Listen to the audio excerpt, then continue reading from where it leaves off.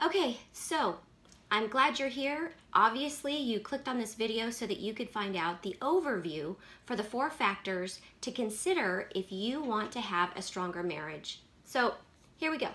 This is an overview. This is a whole series that I go through for about 4 or 5 weeks. I'll go through this series, but today is just an overview of the entire series.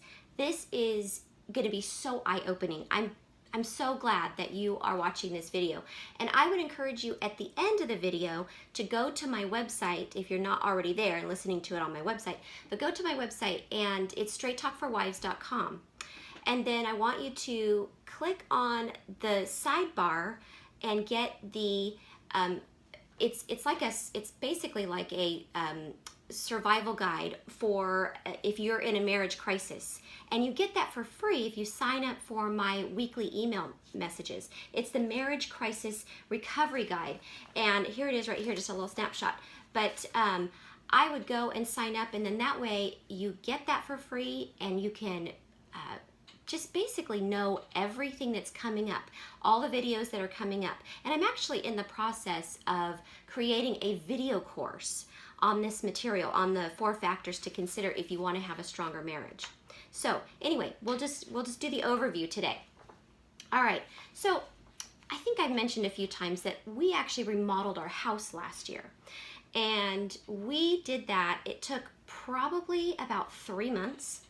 And there were so many, we've never remodeled before. So if you've remodeled, then you probably totally understand what I'm talking about here. But if you haven't remodeled, word of caution here, because it's way more involved than I ever really imagined. And there were a few things I wish we would have considered at the beginning or before when we were putting the budget together for this whole remodel thing. One of the things I wish we would have considered was the fact that once we started this remodel and even made the decision to remodel, I wish somebody would have told me that it's going to consume your entire life for the duration of the remodel. The decisions that we had to make, what wall color, what backsplash, what type of carpet, and other flooring that we were going to use. Was it going to be tile? Was it going to be wood? Was it going to be laminate? And, the cost involved and what it feels like, and just all of those decisions just totally consumed our lives. And we literally had to put everything on the back burner when we were doing this. I mean, we lived in this office actually. Actually, right over there was where we had a refrigerator. We had a table right there, and we had like a stack of plastic forks and spoons and like a little stack of paper plates. And I mean, we were set. We had to be in this office the entire time, pretty much from between the bedroom and the office. Anyway, there were some things I wish we would have known, besides the fact that it was going to be completely consuming all of our time, weekends, weeknights, just making all these decisions, what type of new sink to buy, faucets, light fixtures, just the whole 9 yards. The other thing was, we didn't learn this till halfway through, and that was we should have budgeted. I guess it's a common thing. You need to budget 30% over what your actual budget is for extra costs that you're not aware of, that you're not planning for. And we didn't do that. And needless to say, we actually had to cut out our master bath being remodeled because we literally ran out of money. So that's another factor I wish we would have considered before we would have gotten into the project, because once you get started in a remodel, you can't say, oh, well, shoot, this is costing me more, and this isn't quite as important as this project that we haven't started yet. So, once you've started it, you can't stop. So that means everything else that you had planned for, but now you don't have money for, doesn't get done. But the good news is we still live here, and when we have the money in the future, as we replenish that, remodeling budget, I guess, if you will, we will look at doing some of the things that we couldn't do. All right. That is very similar to your marriage. There are factors that you really need to consider in your marriage if you want to make it strong. And these four factors, I wish I would have known these things back in the beginning. It would have saved us a ton of heartache and challenges and just bewilderment at the things we didn't understand. But real quick, I'll run through these real quick, and then in the next videos coming up, and in, like I said, my video course that I'm creating right now, I'm going to go into this in great depth. But just to get you started, if you've never looked at, how to improve your marriage before, and this is the first time, this is going to be an eye-opener for you. But the first factor, the very first factor that we need to consider is I've got to consider my husband's uniqueness, and mine for that matter. I've got to consider my husband's uniqueness, and I do that by knowing his personality. How was he wired? How did God wire him? Because it's way different than me, and I figured that out probably, 3, 4, 5 years into the marriage, and go, you are so weird. And he probably thought the same thing, but, maybe he didn't tell me, I don't know. But we need to consider this is a huge factor, and a lot of marriages really suffer because they don't realize that, their husbands are just different than them.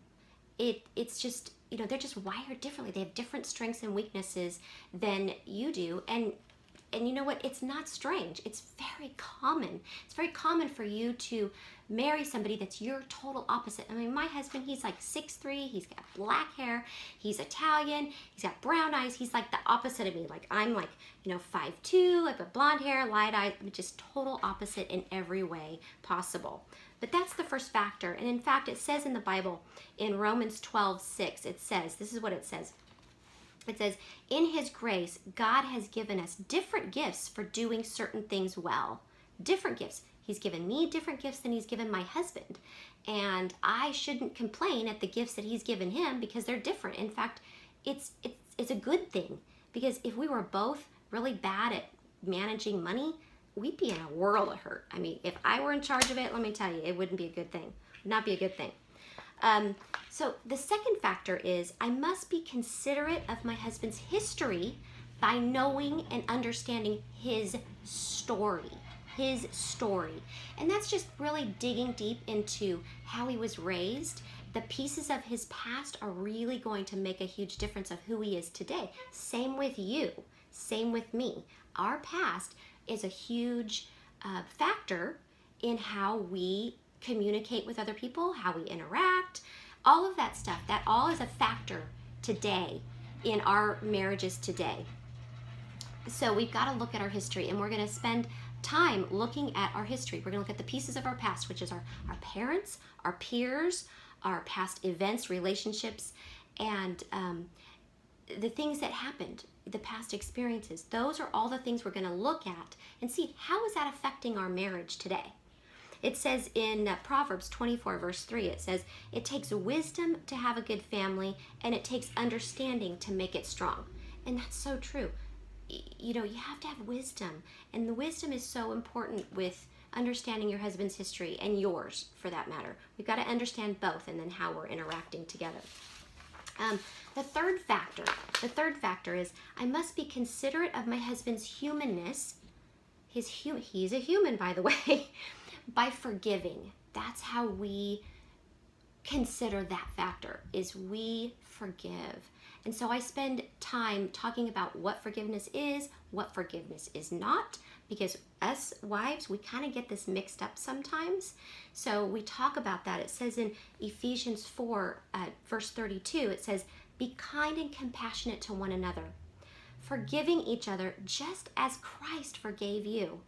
That's so important, and that's a huge factor. If you want a strong marriage, you've got to factor this in, the fact that your husband's human, you're human. You're going to make mistakes, some intentional, which are, you being wronged by your husband, and also being doing intentional things to hurt him. We don't want to, but again, just like Paul says in the New Testament, we do what we don't want to do, and we don't do what we should do, right? So anyway, I really love Paul. He's one of my favorites because I relate very well to him. All right, factor 4, the fourth factor that's so important to building a stronger marriage is I must be considerate of my husband's value. by showing him honor. We show someone honor. That means we value them. Now God,